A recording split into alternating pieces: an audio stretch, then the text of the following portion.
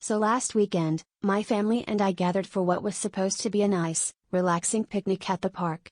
Everyone brought their favorite dishes, and the kids were off chasing each other around the playground. It was your typical family gathering until Uncle Jim, with his usual flair for the dramatic, decided to spice things up. He claimed to have invented a revolutionary new sport, extreme planking.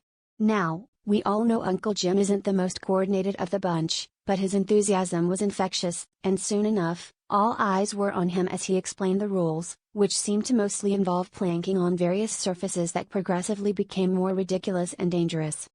It started innocently enough with him balancing on a bench, then on the picnic table, and soon he was attempting to plank on the roof of my cousin's minivan. Each successful plank was met with cheers and laughter, and, admittedly, a bit of nervousness. Uncle Jim, bless him, was on a roll, fueled by the crowd's encouragement and perhaps a beer or two. Meanwhile, my aunt was trying to get him down, but he was having none of it.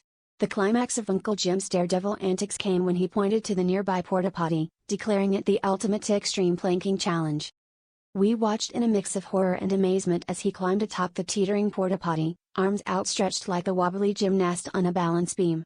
It was a tense moment. The crowd was silent, save for the occasional nervous giggle.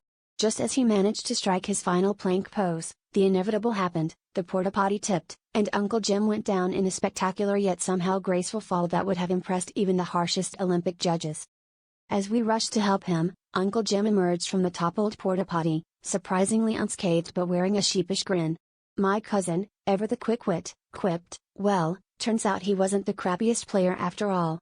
The entire family burst into laughter, the kind that leaves you breathless and teary-eyed, and Uncle Jim took a bow, declaring his new sport a smashing success, even if it ended in the most literal sense.